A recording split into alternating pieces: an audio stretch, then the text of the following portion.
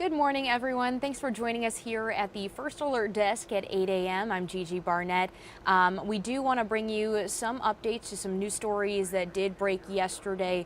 One of them being the shooting and death of Charlie Kirk, conservative activist. He, as of this morning, right now, all we know at this point is that the suspect is still at large. Yesterday, he was shot and killed at an event that he was hosting at Utah Valley University yesterday afternoon.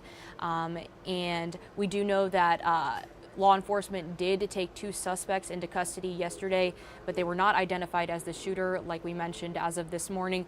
The suspect remains at large, and of course we will be continuing to provide updates on air, online, as soon as more information becomes available at this time. Another story that did come out yesterday was the unfortunate school shooting at a Denver area high school in Colorado. At that, we know that two people were injured and that the suspect was injured and killed from a self-inflicted gunshot wound. Of course, we will also continue to update that story as soon as more information becomes available. You could check out our website, and we'll also send out push notifications via our app, and then you could also check us out on air as well throughout the day. Now turning over, today is also 9/11, a day of remembrance for all of those who lost their lives, more than 3,000 people back on September 11th, 2001. I know it's a big day in history. A lot of people who were alive to see that day. I was not alive at that time, but a lot of people can recollect everything as if it were yesterday. I was talking to Jim about this. So there are a lot of memorial events happening around Eastern Carolina today. If you're interested in going, I know a few of them starting just momentarily. We're going to pull up this graphic right here of just some of the events that are going around Greenville, New Bern, Jacksonville. So here is that right here. Like I mentioned, Jacksonville is having a Patriot Day observance at 8:15, so that's just in a few more minutes. But if you're looking to do something a little bit later, there are a few happening at 8:30, Greenville Tribute Stair Climb, Washington Memorial Walk, a New Bern Memorial Service also at 8:30. Later in the day, we're also seeing a Kinston Day of Remembrance happening at Pearson Park, 9 a.m., a New Bern Stair Climb as well at 9:15 at the Twin Rivers YMCA. And then as well, later this afternoon at Ben D. Quinn Elementary School, they're going to be having a Flag Day ceremony there. So if you're interested in going to a memorial event, we have plenty that you can find on our website. Just check it out at WITN.com. And now we are going to turn to, because the fall season's almost upon us, we're just a few weeks away now, and we're really feeling those temperatures. I know it's been feeling really nice outside, but with those fall temperatures and the fall season does come fall sicknesses, and that includes flu, COVID, RSV. So we did talk to some health officials with Pitt County, the Pitt County Health Department, just about the ways that you could stay safe as the fall sickness season approaches. With a weak immune system, Kira Jocott struggled when she had both COVID-19 and the flu. Really had a sore throat, and I was just low-key dying. I felt like I couldn't breathe.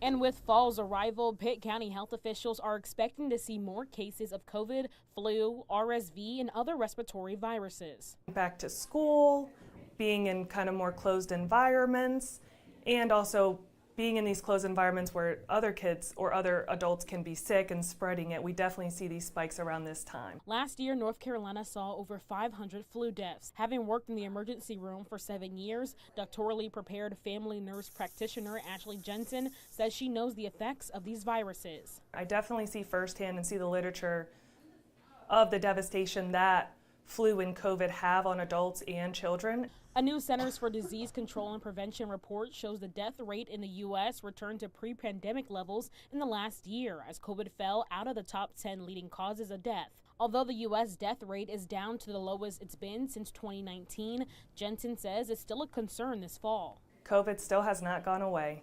We are seeing a spike here in North Carolina, even in Pitt County. That's why she says it's important people get their vaccines. Along with washing hands and avoiding touching your face, many are now taking extra precautions. Just trying to stay hydrated and keep my distance away from people that are sick. To stay healthy this season. Yeah, it's getting to that season again. I know around WITN we've seen a few of our co-workers who We got several that are out right now. Yeah. Well, you know, I guess we kind of expected. I didn't realize how many different things kind of, you know, I always think flu season, but there's a lot of different things that Yeah, there are a lot of so you got to keep these guys right, handy. We have a prop here, perfect. Yeah, my mom is always orange juice, orange juice, orange juice. I drink it every morning. Do you really? Yeah, Yeah, my I've been mom okay so far. would be very proud of you. Crossed. Yeah, so, you know, prep for that, and we felt the autumn air temps for a while now. We made one of those, some years we make a quick switch. Yeah. It's not a gradual transition.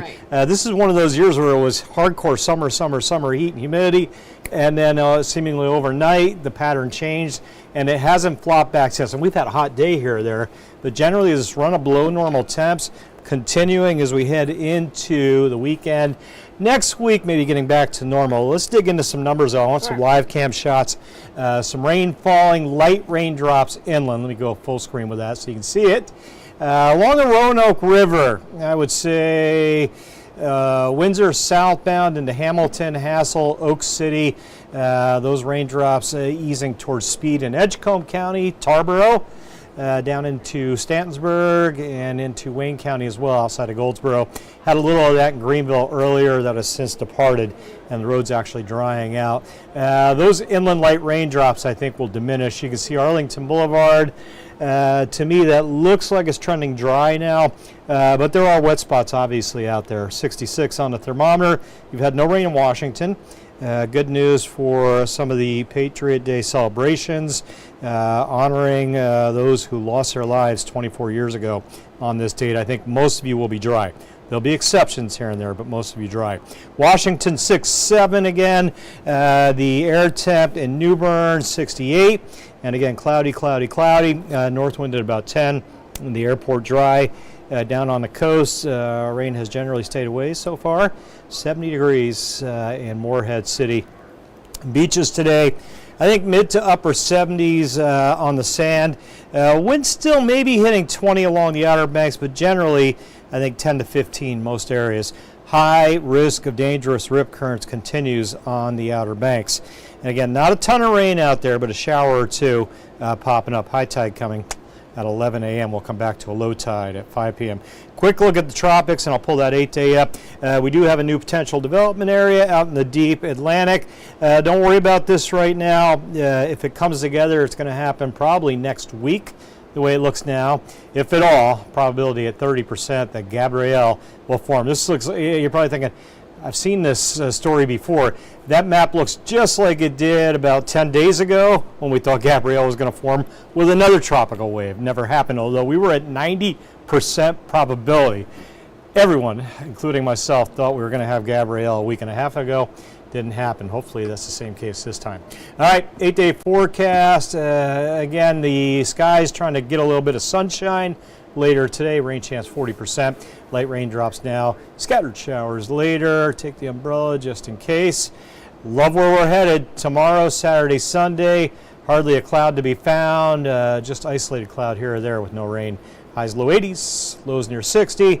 Next week, add a little more humidity, muggy low to mid 80s, muggier.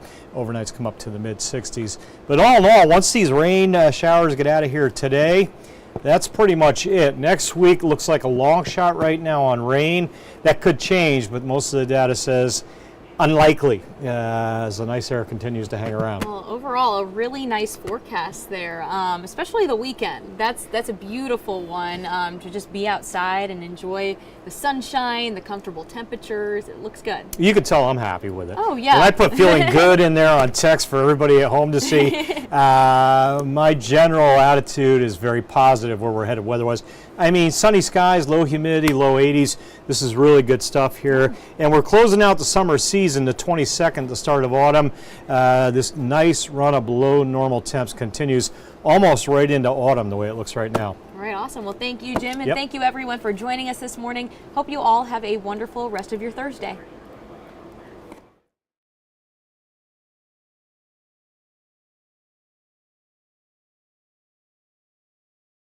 This hour of the WITN First Alert Desk is sponsored by Toyota of Goldsboro.